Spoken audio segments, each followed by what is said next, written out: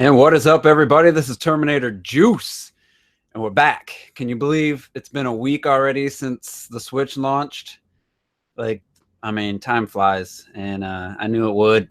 Felt like forever waiting for it, but now that it's out, it's going to fly by. Before you know it, we're going to be playing Splatoon, Global Test Fire, then Mario Kart, then ARMS, then we're going to be at E3.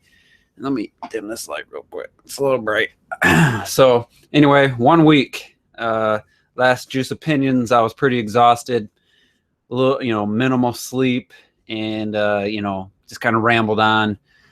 I had about, I forget how many hours at that point with the Switch and Zelda. So this is going to be a little more thought out, a little more energetic, hopefully. And obviously, things have changed. My early impressions versus now, things have changed. And I'll explain. So let's start with the hardware. We'll just very much to say it's a slick system. It's quiet. It's fast. The actual unit, the OS, we haven't seen any overhaul, any changes. I guess Nintendo's talking with Netflix, Hulu, and those media services, YouTube and stuff. So we'll see. I wouldn't imagine it's going to take too long for that stuff to happen. But as far as the system itself, the tablet, I have no issues. Touchscreen works good. Brightness, I haven't messed with the brightness. I just leave it on auto. I really enjoy it. The screen's beautiful.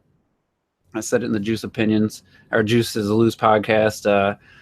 I just can't believe how good the games look on the screen. I have a complaint, and maybe I mentioned that in the podcast or not. Yeah, man, it's this guy right here. If I can get the damn thing to stay open. Like the Switch itself, when you're in tabletop mode, it's almost like it's too much that way. It needs to be tilted back more. Unless you're had a table like up here, that would be ideal. But down here, it's not sitting at the right angle. So for me, tabletop mode, I actually propped it on some pillows and stuff. I just don't think the kickstand goes far enough back for tabletop mode unless you have a really high table. So that's my biggest gripe with the design there. The speakers seem to be good. I actually used the headphone jack for the first time today. Everything was good there. Volume, sound is really good coming through the system. The only issue I've had, and I don't know if anybody else has had this, both my Joy-Con left and right have unpaired from my system for no reason. The first time it happened on like Tuesday, I undocked it, I snapped them in, and Joy-Con L was just not registered. So I had to hit the sync button and go into the menus and the touchscreen. And that happened this morning with Joy-Con R. It just wouldn't register. I slide it on, slide it off, nothing. I have to go into the controller option and hit the sync button. So I don't know if anybody else has had that issue. At first I thought, what's up, Nintendo Ultra? Let me know if anybody else has had where their Joy-Cons just aren't paired with their system out of the blue. I thought the Joy-Con batteries had died. It was, it'd been a week, 5 days. I hadn't really had it docked with the controllers in there. I had played some portable mode. I played in the grip, and all of a sudden, Joy-Con L wasn't working. So I just had to resync it with the sync button, which was kind of odd. And then this morning, the same thing happened with the Joy-Con R. Other than that, I haven't had any. It happened to, was it Antoine? I don't know how you pronounce that, man. Sorry if I butchered it. But yeah, it's not a big deal. It's just kind of weird. I thought, because they said you can pair new Joy-Cons just by sliding them on. So maybe you just got to go into the pair new controllers and then slide them on. But yeah, I've put it behind my back. When it's working, I sit about 9 feet away from my TV. I've had the controllers behind my back. They work perfect. I haven't had any issues with that. I got my tablet with Bluetooth to a speaker, but it's not always on. And then I don't have a lot of Wi-Fi devices, so I don't know. But anyway, haven't had any issues there. And since, there's not much else to talk about the actual tablet and the OS, I figure I'm going to spend a little more time on the actual controllers. And what's up, Clocked It, man? You guys clocked it. That's 2 words. He's great, makes awesome videos on YouTube, and doesn't have a lot of subscribers, so go check him out. He made a great video about Zelda Breath of the Wild. It was just like basically saying everything I was feeling about the game. And I haven't had any scratches. I do have a little minor, I mean, I got a screen protector. I don't know if you'll be able to see it. Yeah, you can see it right there. Just in the screen protector. And I try to push the system to the back while I'm putting it in the dock, but when I take it off, I'm not really. Oh, that was just a smudge, actually. No, it's not going away. So yeah, I mean, it is what it is. I don't know why they didn't have something more prepared for that, but it's not major. It's not on the screen where you're actually viewing. It is kind of for someone like me who's kind of a perfectionist. I put the screen protector on that day, the Friday afternoon, and so I'm not gonna be too worried. But I actually have a second screen protector for, if something happens with this one, I'll have a backup already at my house. So, but yeah, let's talk about the controllers. So I was listening to the Live and Level podcast today that they did last night, recorded it, and a lot of hate towards the Joy-Cons. Leveled and Keith actually owned the system, and D2K played it for like a half hour, and the other dude, not even worth mentioning, such a bias against Nintendo that I can't even believe he's on a podcast. But anyway, especially a guy that loves Nintendo. So they were really kind of shitting on the Joy-Cons, and Keith on there made a great point. Like, his initial thoughts were that he didn't like it. He didn't like it in the grip. He didn't like the Joy-Con separate. And then after time, he got used to it. So this is my 1 week playing the Switch, and I got the Pro Controller. If you saw my unboxing. And then I purposely went back to the grip and Joy-Con separate just to, once I had 20 hours on the Pro Controller, I went back. And to me, that's the best way to gauge or compare things. You can't just, I got this Pro Controller now, I'm going to base it on my memories of how the Joy-Cons were, because actually going back, I realized a few things. So let me start by saying, shout out to Meza T, made a great point about the grip, and that was, you can't just hold it like it's an Xbox One controller. Maybe to some people, if you had really small hands, I'm sure you could, no problem. But for people with not miniature hands, he made a good point.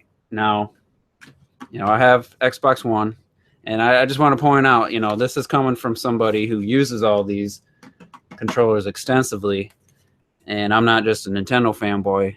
So this is going to be, it's obviously just still my opinion, but all right. So Joy-Con grip. So Meza T made a good point. So if you're 16 years old, you start driving your car, you start out driving, what do? You grip the wheels, you tense, and your hands tighten up, and it's just, I remember thinking, man, it's so uncomfortable to drive. But then, now I'm just like 2 fingers on the wheel. So the thing he mentioned, and he put it into words, I'm going to visualize it, actually works out really good. So it's backwards, obviously. This is my left hand. Grip it with that one, because that's fine. And instead of holding onto this one like this for dear life, you can just free up your grip. And then, if you see, my thumb's where I want it.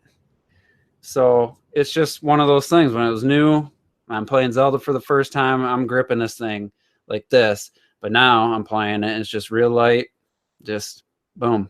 And it actually lines up my fingers right on the triggers. And you just got to, the only thing, the analog stick, for a while there, I was pressing kind of up instead of just over.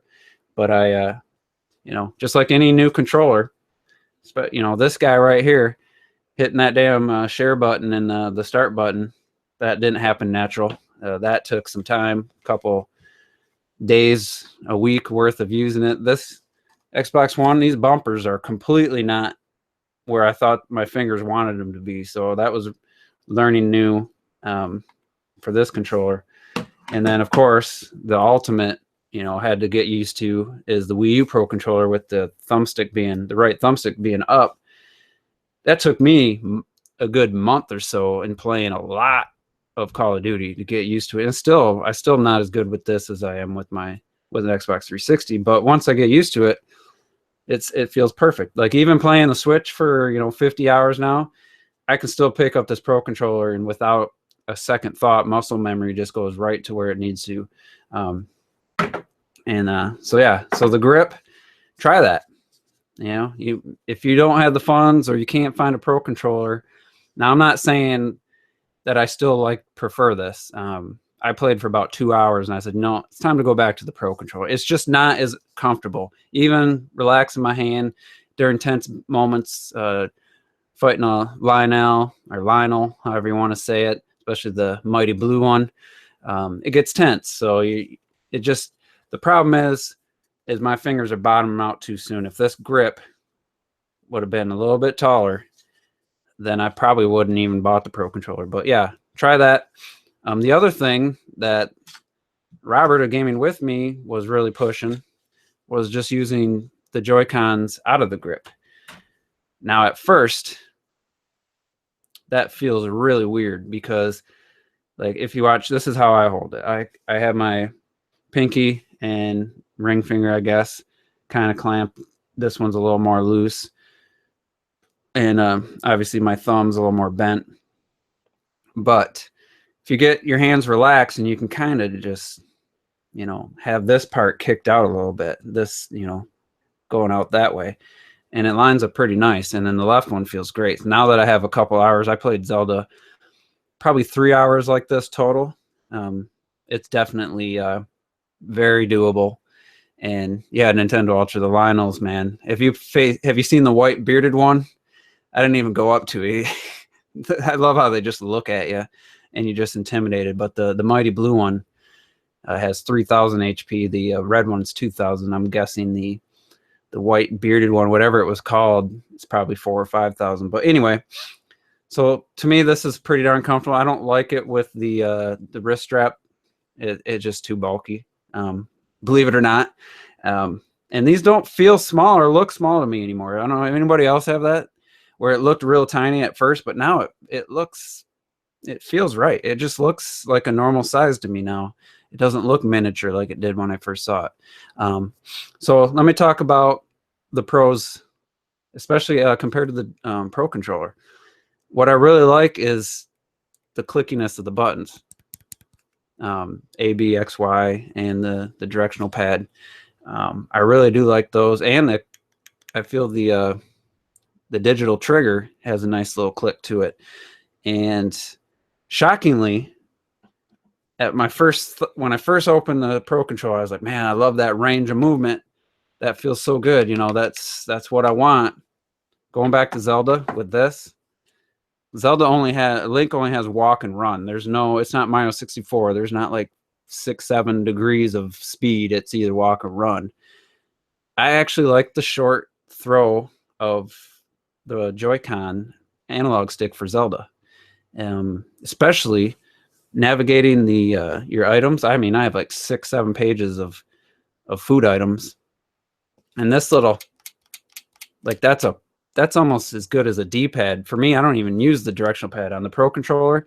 I'm D-pad all the way, especially typing out stuff for posts on Twitter. This analog stick works really good for that. It's really good for quickly moving over on the keyboard on screen and for your items in Zelda. And I actually do like it. And then holding up, let's say you're climbing. I mean, look at how little my thumb is moving. When I'm climbing with this guy, my thumb gets sore right there because that's a lot more further to travel, and it's a lot more to hold. And so yeah, I was surprised when I went back to the Joy-Cons. I was like, damn, I actually prefer the analog sticks for Zelda. And in Fast Racing Neo, or Fast RMX, I mean, it actually is a little more responsive, and the camera controls are more responsive because of the shorter distance you have to go. Your camera, it just feels like your camera's turning faster because it responds way quicker. with the shorter distance this has to travel. So that's I was shocked when I went back and I was like, wow, I do like that. But then, you got this share button way the hell down here. It's very hard to hit. The minus button's not the best to hit because my thumb's hitting the analog stick as I hit it. And same for the home button over here. And just ergonomically, I'm going to try, I think Target had them. They were $8, the bluish color, like the rubber that kind of makes this kind of stand out more of a grip. I might try those, and if those work like I'm hoping they will, this could be my preferred control method for Breath of the Wild moving forward. So, but yeah, I wish I would have waited a little bit for the Pro Controller. I'm glad I have it for future games, but for Zelda, actually, I think those grips for these might have been a better choice for $8. But that being said, the Pro Controller is still my preferred way to play the Switch overall. And I'm going to just go over what I love about it. The comfort. The buttons are big and they're placed well. They're a little bit not as clicky as maybe I was hoping. The D-pad's perfect, though. I mean, that's perfect. And the triggers, they're not bad. I like the bumpers, everything. And the analog sticks, the resistance is great. I like the feel of them, and for other games, I think it's gonna be perfect. Zelda just wasn't designed with a lot of range. It's like I said, it's walking or running. So, but the plus and minus and the home button and share button are perfect. Yeah, the HD Rumble. I'm glad somebody said it. Yeah, the Pro Controller has it. Playing Fast RMX with this in your hand, not the grip. That's another thing. The grip takes away the HD Rumble, basically. HD Rumble is the real deal in Fast RMX. With this Pro Controller, I would say is about 90% of this. So it's a little bit less. Like I said, 10% less. That's just kind of an estimation. It's just a little less impressive with the Pro Controller versus a Joy-Con separately in your hand for playing Fast RMX. Try it out and take it out of the grip. If that's how you play it freehand. It's going to take a little bit of adjustment. You'll feel that HD Rumble. You'll be like, oh, wow. Like that was an eye-opening, or not eye-opening, but it was definitely an experience where I was like, damn.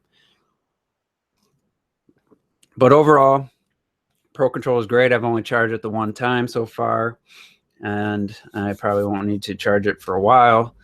And I love it. I played Zelda for 12 hours on Sunday. The system was on for 12 and a half, but I played it for 12 hours. I took 2 short breaks to eat and go to the bathroom, and didn't shower that day. But I played it without any kind of hand cramps, any kind of issues. And I love this controller. So, but the thing I was talking about was portable. With portable mode with the Switch, I was playing today at work. I actually took the Switch out, took it out of the house for the first time, played a little Zelda on lunch, and I couldn't play in tabletop because, like I said in the beginning, the kickstand just didn't have it at the right angle for how the desk I was sitting at. It's like below my chest, and it just wasn't at the right angle. But if I play kind of up straight, and I can kind of, where I'm not holding the system up, it's kind of just laying. It's not too bad. I've gotten used to it. And maybe those grips, attachments, those rubber, I don't know if they're rubber, whatever they are, will improve it. But it is no gamepad when it comes to off TV play and playing, not looking at the TV, looking at the screen. Now, the gamepad had these nice grips here and this little bar across to kind of let your fingers rest on it.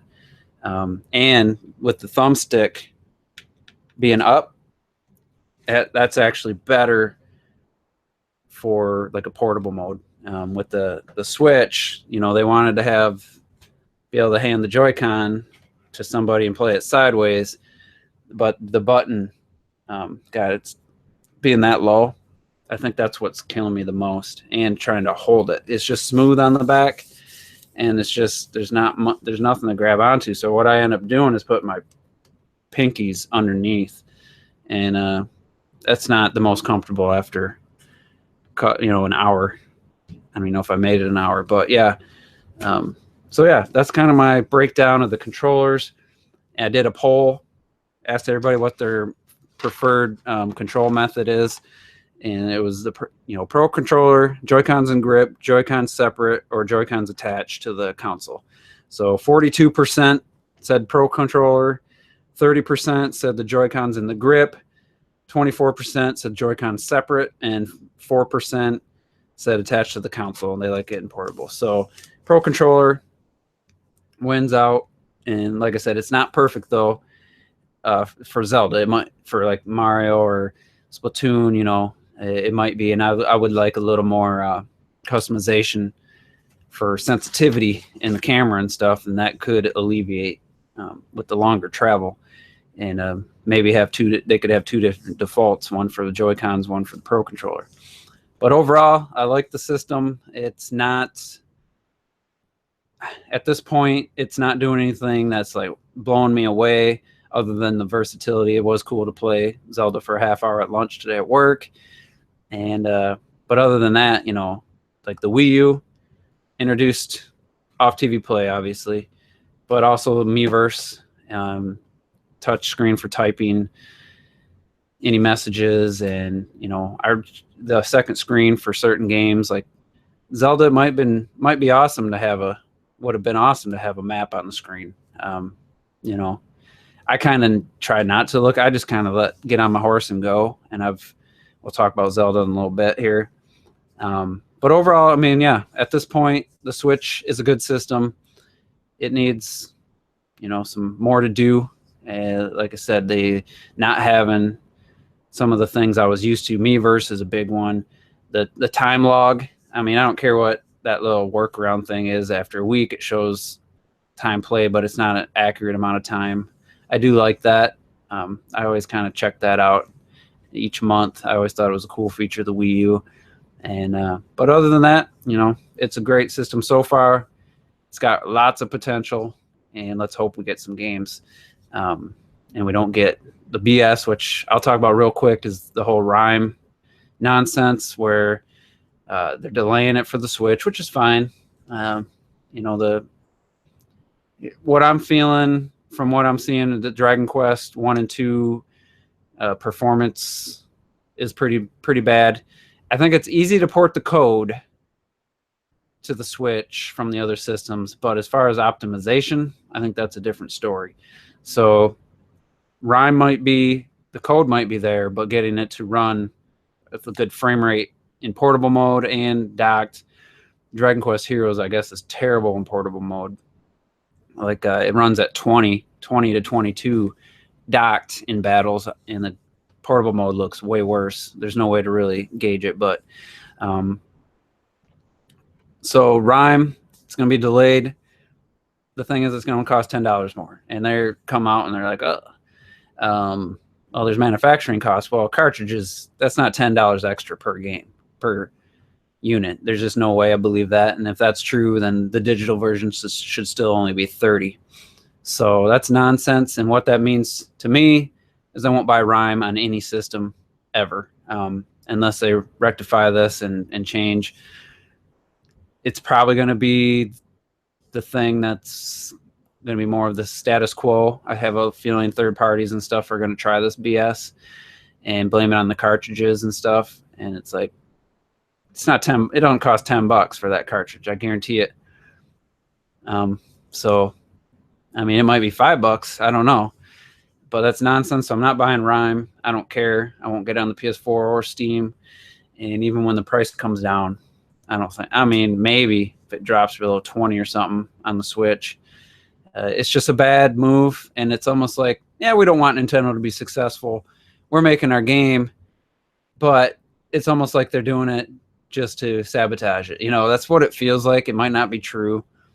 But with the Wii U, that kind of stuff happened, and was really hoping that wasn't going to be the case on the Switch. It's an indie game. Tantalus is porting it. Yeah, they have to pay Tantalus, and that's their choice. You just can't have it be $10 more, be the exact same game. You just can't.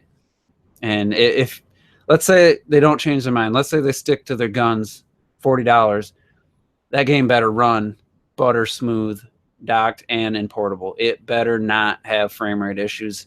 If you're going to charge $10 more, that game better be flawless. Don't release it with bugs, and don't blame Nintendo fans or Nintendo for their update. When they submit a update for a game, Nintendo has to review it and okay it. So don't blame Nintendo because your update wasn't ready and your game runs like crap, and then don't blame Nintendo fans when no one buys it because of principles. I said in the Juice Loose podcast when we talked about games we were getting before the Switch came out, I said Rhyme was highly likely, but I need to see a little bit more of it, and there has to be parity. And guess what? There's no parity. So no parity, no purchase. And it's a shame. And, like I said, Dragon Quest Heroes runs like terrible, 20 to 22 frames per second docked. And, they went 1080p, shooting for 30, and tried to make the game look as good as possible. And I'm just hoping it was a launch title. Launch title woes, rushed to make launch in Japan. We'll see when it comes out in the U.S. if they can address that. You're just going to have to maybe already early at this stage, everyone's excited, but you might just have to already accept the fact, like Red Knight said, that, the third-party BS, it's just going to continue. And I'm not going to stand for it. There's a lot of great games coming out. Shinin released Fast RMX at launch, and that game plays perfect. There's no frame rate issues at all. So, and that coming from Wii U. So we'll have to see. But it's not, I guess I'm not optimistic about third parties now with those two situations. We'll see, how's Skyrim going to run? How's Steep going to run? How's NBA 2K going to look and run? And I guess this first year will tell us. They've had more time than Wii U launch titles. By the time these games come out in the fall, they'll have way more time than they had with Wii U. So we better see some good performance. And Puyo Puyo Tetris is $29 on PS4, $39 on the Switch. Did it launch at $29 on the PS4? Like, was that the price of it day one? So you can't compare a game on sale that's been out for a while to a launch game on a new system. Like, that's just, it doesn't work that way. You can't, if they release Resident Evil 7 on the Switch this summer and it's $40 on PS4, you can't say, well, look, it's only $40 on the PS4. Well, it launched at $60, so it would launch on the Switch for $60. That's, to me, that's fair. But anyway, enough about that. Let's talk about some Zelda. So the Juice is Loose, found out, different people have different thoughts on the game. People play it way different.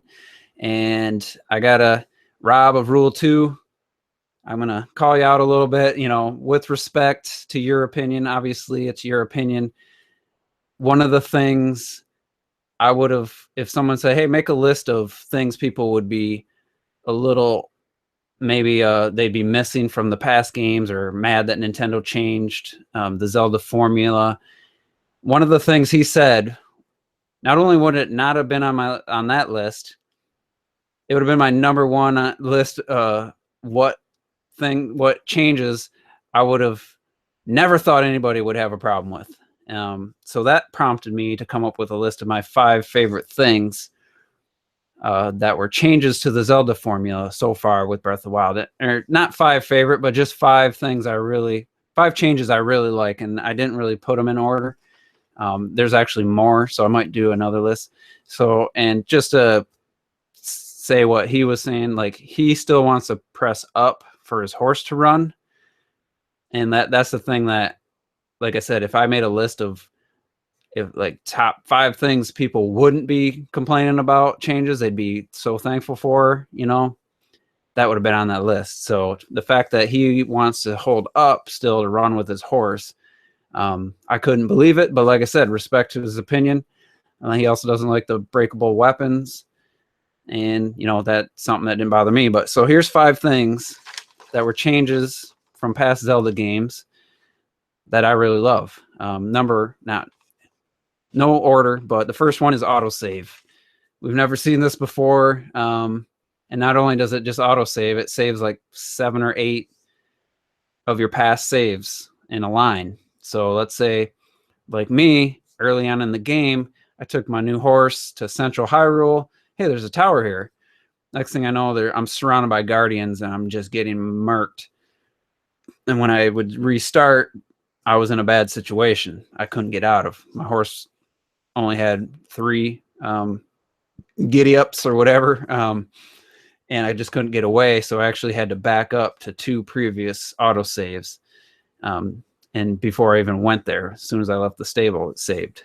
So that, to me, and maybe that's not a Zelda tried and true thing, but for me, that's an awesome change.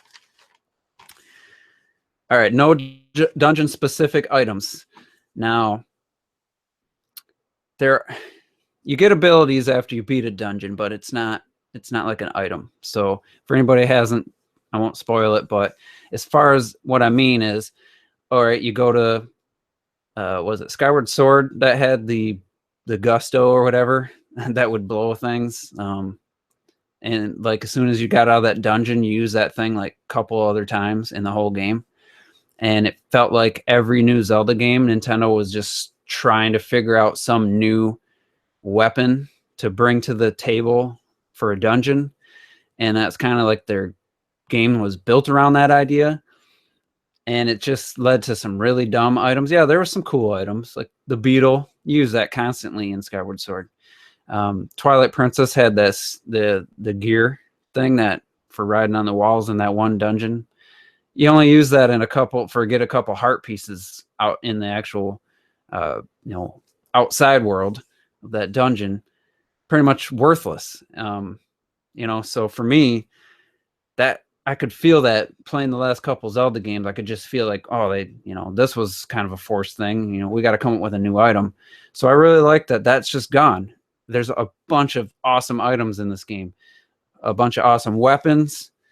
There's fire shield or fire swords, fire claymore, or is it claymore? Whatever, the big swords where you have to have 2 hands.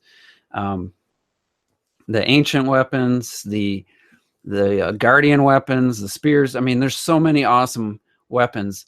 Yeah, the hook shot is a beloved item in the Zelda, I guess, universe, and it kind of sucks that it's not there. But to me, like, I just like this. I like this new system. So I like that they're not forcing an item just for one dungeon that you don't use. So that's another change. Excuse me while I get a drink. So the next one is no loading when you go into a new area or into a building. Again, it's not really, if you had a list of Zelda staples, maybe that wouldn't make the list. But for me, it's the first Zelda game to have anything like that. So I'm still shocked when I walk into a building and there's no loading screen. It's crazy. Not much else to say about that, other than fast traveling. And when you die, there's 0 loading times. But at the beginning of this, I should have said that I didn't really break down every little aspect of this game trying to think of this list. This was just things that popped in my head that I know other Zelda games did that Breath of the Wild doesn't do, and I think it's for the better. So this one definitely is a Zelda staple. No forced backtracking. So that is a huge improvement to the Zelda formula and a breaking of conventions. Skyward Sword, Elden Mountain or whatever, Elden Volcano. You get up there, you're talking to somebody. Oh, you need this water from this one place. Oh, you got to go all the way back. Get on your you're not stupid, but get on your Loftwing, go to the other region, land, go to that spot. There was fast travel. I can't even remember exactly how that worked. I think, yeah, each region had a few fast travel points. Still, then you had to reverse that process to get back. And that was in a lot of games. I think Skyward Sword is most memorable because it was the last new 3D Zelda game I played. So no forced backtracking. Like there's backtracking. It's just, hey, I kind of want to go back to that area because there was something I didn't go mess with, but I'm gonna go back and try that out. Or hey, there's this I found this place to pray, but there's like a pond, not really a pond. What is it called? Whatever. And it told me there's something I can like offer up to that, something, and which I won't spoil. So I know that I want to go back there when I get this thing. To me, that's not forced backtracking. That's like, hey, I found this place before. Maybe the other time I found one like that, the thing I needed was also right there and kind of taught me, what I need to do. So yeah, that is technically backtracking, but it's just one of those things. I put a little stamp on that part of the map, and I know when I get this thing, I'm gonna go back there, and I think it's just gonna open up a shrine if that's what the last one did. But so yeah, no forced backtracking, and I really love that. So the number one thing, and this one actually is my favorite change, and I'm sorry, Rob, rule 2, the horse controls. And not every, how many games had horses? Ocarina of Time, Twilight Princess. Is that it? That might be it. So not a ton of 3D games, but I freaking hated Twilight Princess controlling Epona, especially the HD version. Holding up to run with your horse after I played Shadow of the Colossus in early 2005, I couldn't go back. I was so resentful when I got Twilight Princess on the Wii, and I was just praying that they had played Shadow of the Colossus and copied that method. Nope, it took 10 years plus later, 12, what is it, 2006? Yeah, 10 and a half years later, they finally got it right to me. I hate holding up to climbing. My thumb gets sore. Running with Link isn't as much with a character because you're never running for super long periods of time unless you're in Uncharted 4 and you leave your Jeep way behind, and then you realize you can still go forward with it and you got to go all the way back. But just tapping that button and the horse goes, and then next tap goes a little faster, the next tap it goes into its full speed until you hit the A button again and get the speed boost, whatever. I don't know what that's called. And then you just guide it left and right, and you hold back to slow it down. Shadow of the Colossus did it in 2005. It's something I've always wanted in a Zelda game since then, and they finally did it. Think of Wind Waker. Imagine in the boat holding up the whole time versus just letting the wind take the boat. To me, it's a similar situation. Now, the horse does sometimes get stuck, or not stuck, but hit something. You think you can clear an object, and the horse doesn't think so and stops. Something like that. Yeah, it's kind of like, damn you, horse. But other than that, I love being just let the horse go. I move the camera around. I shoot the bow and arrow. So that's my favorite thing that they changed. And it's, like I said, each to their own opinion, respect other people's opinion. But for me, I'm so happy. I love just riding around on the horse. It's my favorite thing to do in the game. Just go to new areas, take the horse. I feel like when I don't have the horse, I feel like, man, this doesn't feel as good. And I do have the royal horse, the white horse. It's pretty good. It's still a little wild temperament. And I've seen photos of a really big horse. I don't know anything about that. I'm trying to avoid any kind of spoilers. So let me know what you guys think. What are some of the more, maybe I missed some really obvious changes. Not all of them are positive though. So like the lack of a really challenging, awesome dungeon, that would be a negative. So that's not an improvement for the better. I still think overall the design of the game and the world that they've made. Everything works well together, and maybe it doesn't feel super Zelda at every step of the way. Maybe it doesn't focus heavily on the Triforce and the Master Sword. And they could have probably not even called it Zelda because it's enough different that I think they could have got away not calling it Zelda. But you got to attach Zelda to it. If Nintendo would have done this with just a brand new IP, it wouldn't have had the charm of seeing Death Mountain this way. Seeing Hyrule Castle, seeing Zelda for the first time, her design, and so I think it all works perfectly together. So I can forgive that there's not this epic dungeon, because the shrines are freaking awesome. I've done 35. I've completed 35 shrines. Obviously, some of them are the combat shrines, but I think that's only been about 6 or 7. There's some really awesome, not quick in that it's quick to solve it, but there's not like room after room. There's been some really big shrines. Don't get me wrong. There's been some really big shrines. But some of the most fun ones I've done have been short. Like there's one where you put bombs. You put a bomb into this opening. It rolls down into a cannon. And then you see these things moving and then your target. And you have to time the explosion, account for the travel time. And then it hits the target. And then it opens the door to the next room. And then the next one, to get the treasure chest, the target's moving along with the obstacles in front of it. It's just amazing. And there's so many good shrines.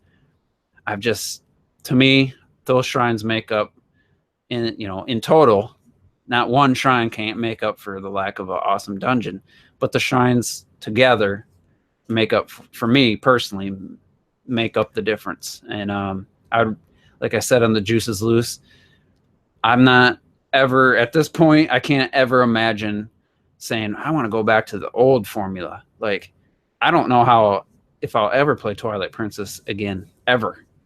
Like the last time I played it, the HD version, I was just like, yeah, played Xenoblade Chronicles X, and I'm like going to this, and it's just so limiting, and it's hard to go back. After Breath of the Wild, I don't know if I could go back to even Skyward Sword. I mean, that did stuff different, like the whole just getting to the dungeon was a dungeon, but I just feel so free. And I'll share a couple quick stories and then I'm going to head out of here. And to me, like, a couple days ago, let's see, I mean, it's Friday. I only went back to work yesterday, so it's hard for me to remember which day exactly. I just was like, you know what? I'm going to upgrade my gear at the Great Fairy Fountain. Oh, I need some items. And I have one of these. So I scanned my Zelda amiibo and I got another one. And what I did was I didn't have a photo of it. So I just held it in the options menu like I was going to cook. And I just set it on the ground, snapped a photo with the Sheikah slate and set it for my sensor. And then I picked it back up. No, I don't want to restart. I picked it back up and then I put it on my Sheikah sensor and I was just riding around on my horse. And it tells you a couple areas that you can find this item. And I'm just like riding around, and I ended up battling some Lizalfos and some other things.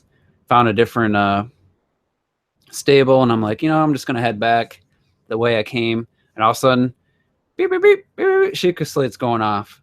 So I climb up a hill, and it's going off. I'm like, and I had Wolf Link because apparently he's supposed to find it. But the one thing I don't like about the sensor, as soon as you stop, the sensor stops. I wish it'd still work if you're pointing in the right direction. So I climbed up to this, rock face, and there was a little mini plateau with just all kinds of plants. I needed the warm Safina or whatever it is. There was 2 of them. And then there's Hyrule Wheat. There was just a bunch of flowers and plants that you need just growing right there. And I would have never found those ever without the Sheikah slate sensor, which I, kind of just gets annoying when you're by a shrine and it's going off. So I mark it on the map, and I went and upgraded that's for the cold weather gear, that keeps you warm. It I guess it upgrades the defense. It doesn't make it so you stay warmer. It just upgrades the defense. So if you're using that, you're not missing out on better defensive stats. And so I was like, you know what? I'm going to go back there. And I went back there and they hadn't grown back. So I backed out, went saved. I closed the application. I got back in and I went back there. Well, the best way to get back there is from one of the towers in the, I forget which tower in the west, far west. And so I say, all right, if I go to this tower, I can paraglide down. And while paragliding, like, 50 to 100 feet higher in game, there's a huge grove of trees, and each one has like 10 apples on it. So it's basically an apple grove. And it was about 5 times the size of that other little grove of the plants. So here I am chopping down trees, climbing trees, and I got like 60 apples, like nothing. So I marked that on the map, and then you go, out towards the other area, and I paraglided down, and there only one of the warm saphinas had grown back. So it's not like instant. So I'm going to check it again tonight when I start playing and see if they've grown back. And maybe that's a source, but you can't go there like constantly. You can't just fast travel back and forth and they're going to be there. Because I want to upgrade the headgear and the pants that go with and complete the set. Also, that was just one thing I found, just out of the blue. And I thought that was a cool thing. Yesterday, I turned it on. I was going to be like, all right, I'm going north to the west side of Death Mountain. I know there's something there. I know there's a memory there. I went to the Serena stable, whatever. I don't have the tower of that area. I'm like, I'm just going to go there, find the tower, try to find that memory. So I was like, well, let me check my quest first. And I seen a quest for, was it Akala? Let me turn it on now. I don't want to mess up this name. Got my Switch here. Bring up the map. Yeah, Akala. So I had gone to that tower, and it's surrounded by like guardians and stuff, and that's on the complete east. Is that east? Yeah, complete east side of Hyrule. And let me put this back to sleep. So I was like, I got a side quest for the research lab there. Talk to Robbie or whatever, Robbie, whatever it is, and so like, you know what? Akala, I know that. So I look on the map. Yeah, it's right there. Fast travel to that tower, because that's the only part. I was at the very lower region, and I paraglide kind of in a northern direction. Just I'm looking at the map, like, where could this be? And I see below me guardians moving around. So I paraglide over them, and I was like, that looks like a horse stable. So I run up to the horse stable. There was enemies all over. Of course, it started raining. It rains a lot in my playtime. It's rained quite a bit. And so I find a stable. Obviously, there's a shrine. There's always a shrine right by a stable. And I was like, I'm going to go explore, talk to them. Oh, yeah, the ancient tech lab's up the hill. Look for a lighthouse. Sorry if that's a spoiler. There's so-and-so else to look out for. I grabbed my horse, Pinky, which was a really low stat horse that took me like 2 hours to get it out of the mountains and get it to a stable to register. And so I find my way. There's some, signposts. I find my way up and talk to, I won't spoil anything up there. And so it's like, if you've done the other tech lab where they need the furnace, the blue flame, you have to do that. And so I take the horse and I see where I got to go, and there's a lot further to travel. And I get to the blue flame, and I get 2 of the kind of the lamps on the way back lit, and then it starts raining. So and it switches to night, so I'm taking out enemies. And every once in a while, my horse is taking a hit from the enemy or a bomb. And so I'm like, I'm just going to wait for it to stop raining. I climbed up to a safe spot. The rain stopped, and I'm walking. I'm like, you know what? I wonder if I can climb the horse and then pull out my torch and swing at the blue flame in the lantern And yep, so I'm going up there. Well, there's a bunch of black moblins or bokoblins, whatever. And so I would jump off, ice arrow them, and hit them with a bomb. Well, did that a few too many times. Next thing I turn around, and old Pinky's lying outside. She passed away, and I was like, God damn it. And it was a bummer. I won't spoil anything, but I'm optimistic about the next great fairy fountain I find. That's all I'll say. So what I do is I finish the blue flame thing, and it's like autumn in that area, so all the trees are yellow, red, or orange, the leaves. And I get my other horse, and I see something in the sky in the distance, reddish in color. And so I just take my horse as far north as I can, and I'm off the map that I have for that area. I'm right next to Death Mountain on the north side of it. I'm actually on the north side. So if you're looking at Hyrule Castle from the plateau, I'm on the opposite side of Death Mountain. I posted some screenshots on Twitter. And then I meet some familiar characters in the Zelda universe, and I found a skeleton of something that was another side quest. And I was like, 4 hours later, I'm just completely away from where I planned on being. And I ended up getting back to my horse, getting back to the stable. I found, like I said, that place to pray, the goddess statue, and they kicked up a memory. So just out of the blue, found one of the memories to recall. And it was just like this amazing experience. I've seen lightning storms. I've seen beautiful sunsets, clear night skies. And it was just 4 hours of just the most fun, blissful experience. I mean, yeah, I died. I fought the, what is he called? The Mighty Blue Lionel. Battled him about 5-6 times, beat him, got his awesome shield and weapon. And, it's just amazing.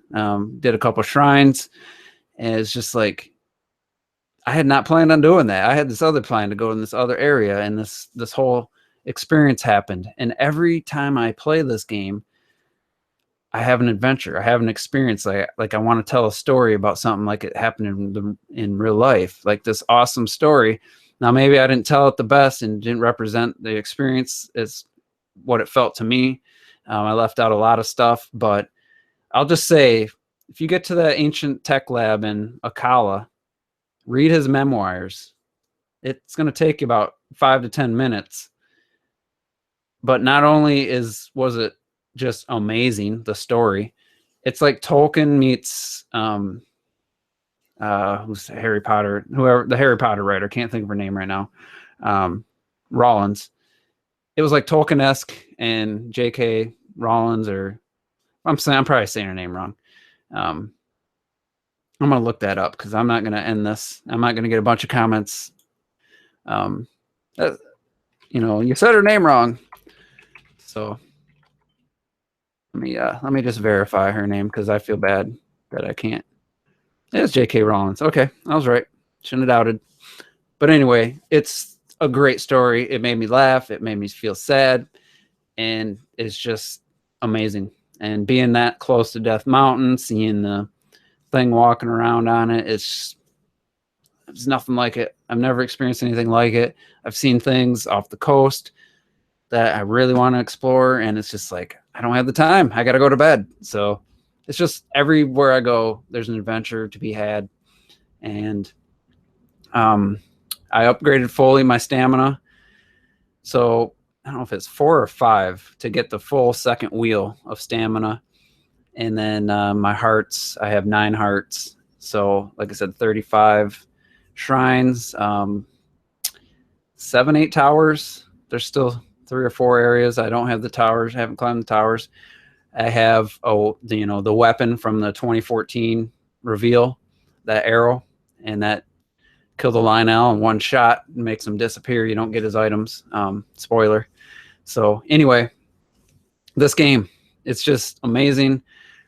Anybody who's trying to say anything negative about it, hasn't played it, and doesn't have the means to play it, or they just have a bias against Nintendo. Some guy, posted a video. If you guys saw, it was like for 50 seconds. Just used my phone held up to my TV, and it was Breath of the Wild is stunning. And I was going to a place where I knew a memory was because I recognized it in a photo.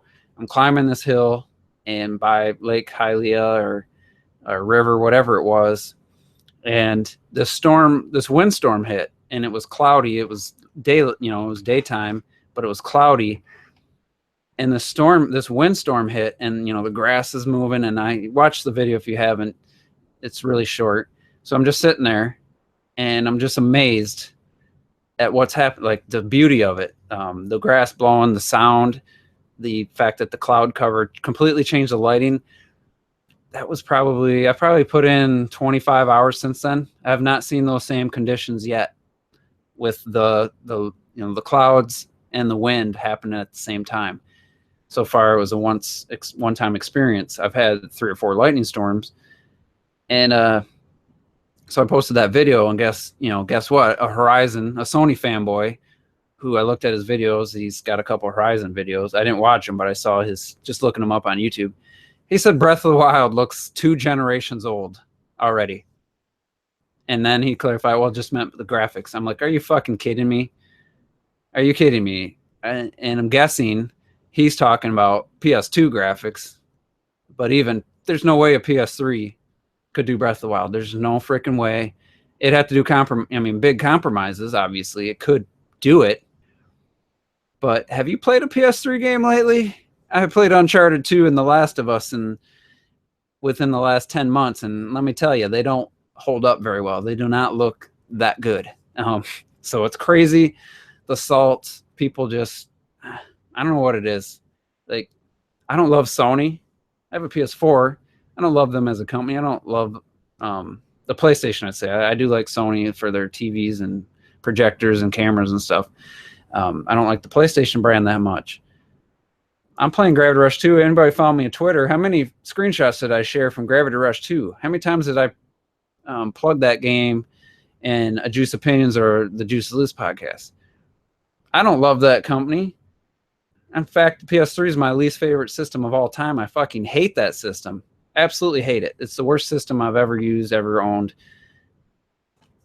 I got nothing but good things to say about Horizon, other than the voice acting in some scenes looks bad.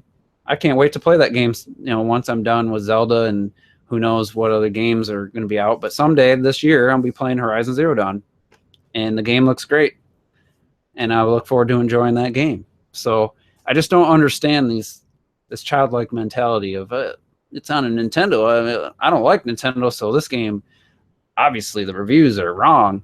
Now, I'm not saying that 98% is fact that this game's great, because what's the other second most highest game on there is GTA 4. Now, at the time, GTA 4 was a big improvement and was a fun game. It was no fucking 97 out of 100, like not even close. GTA 5, not even close to its review score.